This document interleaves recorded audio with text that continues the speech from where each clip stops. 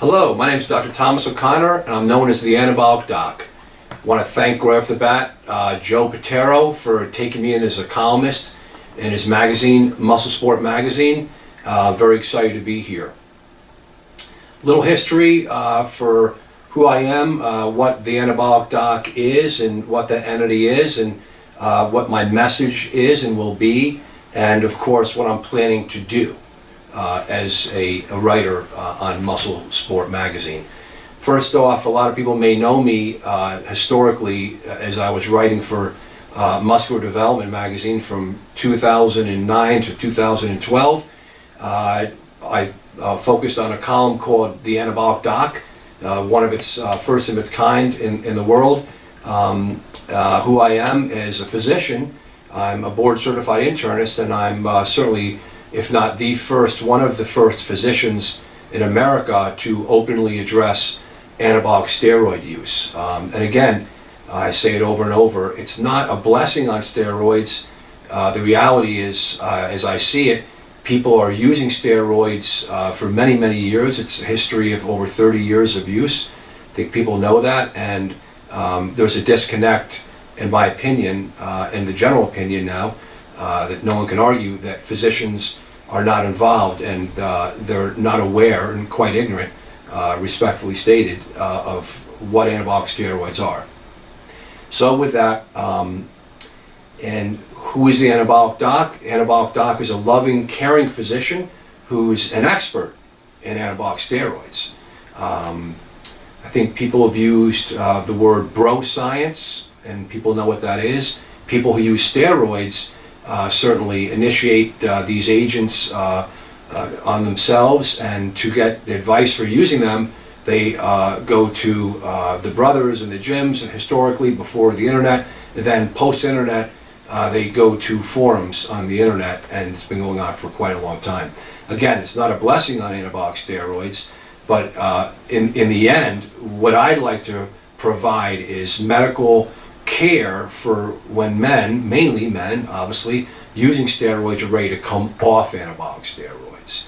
It's well characterized that when men use steroids for periods of time, prolonged periods of time, their pituitary glands and gonads can be disconnected in a condition called anabolic steroid-induced hypogonadism, and they'll need medical support to come off. There are dangerous aspects and periods around coming off anabolic steroids. It's well characterized with depression, even rare suicides. So, and with that stated, I think it's very important for me to put forward that we have to educate people on steroids across the board. Physicians need to be educated. People need to be educated before they use steroids. So many times people have said to me, Doc, I'm here now under your care, and I wish I wasn't so naive in the beginning in using steroids. I never would have maybe done what I've done. And in retrospect, education is going to be important, and that's why I'm here. And then another sound word and very meaningful message is we have to keep kids off of steroids. And I'm not going to go into the political crap of what age, 23, 25, 18, 19, but clearly anabolic steroids are being used. Some of the most fast growing, if you will, groups are children, teenagers using steroids because of what's happening in the world of social media, keeping up with each other and all these kind of things. And this is apart from high school and college students that are really being monitored for NCAA screening for steroids. These are guys that are not screened. They're just hanging out in the gyms and doing it for personal reasons, and they're using steroids for personal reasons. So that's the message. What am I planning to do? I'm planning to write articles, like my old articles. I'm planning on doing videos. Articles and videos, that's the media. And my media will be related to medical issues that are related to steroids, and medical issues that can hurt people or if not kill people. Such issues, number one, will be how steroids can cause the hypothalamus and pituitary to fail with natural testosterone levels, a condition called anabolic steroid-induced hypogonadism. I think that's number one. It's primary. I'm an expert at it. We see it commonly after years of steroid use. Men come off steroids and they're depleted. I'm going to talk about I've been doing this for over 10 years. So I have thousands of cases to share, thousands of cases, experiences.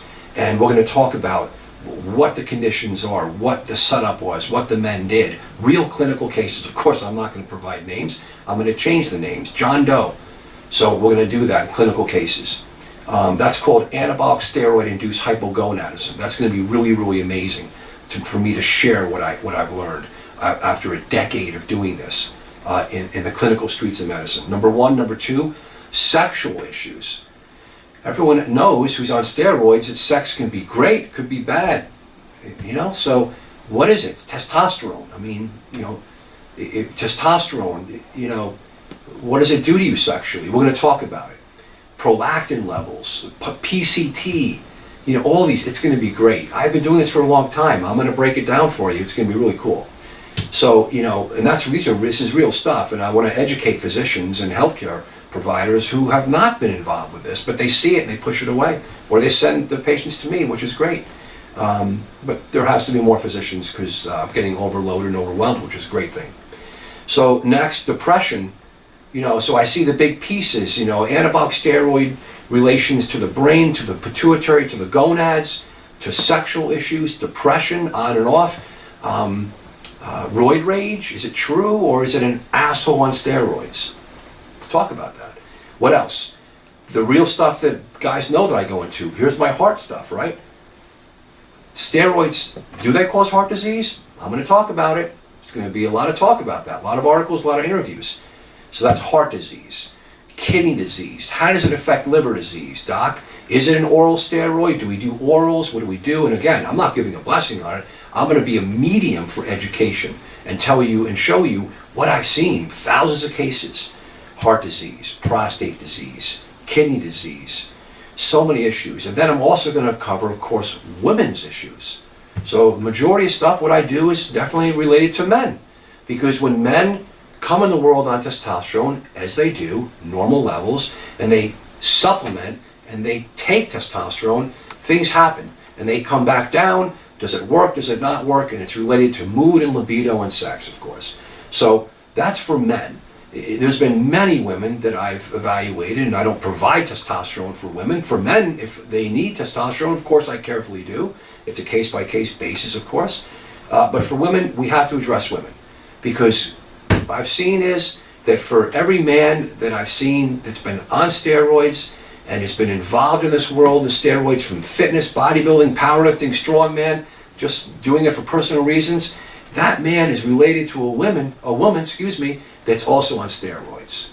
So I want to address that. I don't want women to feel left behind, although most of my focus is on men because I really work with men because it's just such a conservative means. But women also too use steroids, and the effects of steroids on women needs to be addressed as well. To their hearts, of course, they have hearts, and steroids can definitely progress atherosclerosis and heart disease. So let's talk about it related to a woman. Let's talk about their sexual issues, their hair loss, their sexual changes, the acne, and about when they come off steroids. What happens to them? Men crash, so to speak. Do women crash? And how about the psychiatric components of body dysmorphia? Do women love the effects on the body? And when they come off and they become a woman again, I've heard all these things for years. What do you do about that, doc? How do I deal with this? I just love to be hard. I love what it does for me.